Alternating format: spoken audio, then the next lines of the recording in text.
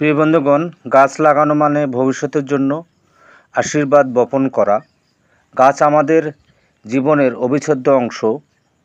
এরা শুধু আমাদের পরিবেশের ভারসাম্য রক্ষা করে, শুধু তাই নয়, বরং আমাদের মানসিক ও আধ্যাত্মিক জগতেও অবিচ্ছেদ্য সঙ্গী।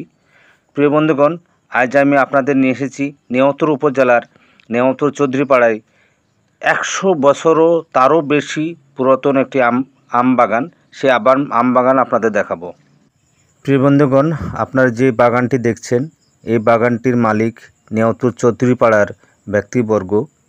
আমি ধন্যবাদ দিই যিনি বৃক্ষরোপণ করে গেছেন।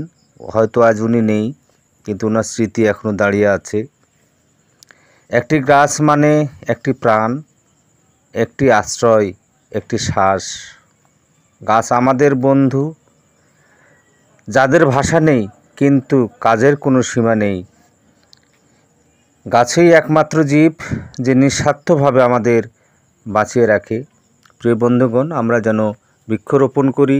আমি থাকবো না, সে সময় হয়তো স্মৃতি হিসাবে থেকে যাবে, তখন মানুষ আমাদের স্মরণ করবে।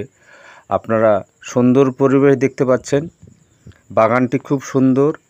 এখানে বিভিন্ন ধরনের পাখি বসবাস করে। আপনি এখানে নির্মল বাতাস পাবেন, খুব সুন্দর পরিবেশ এখানে।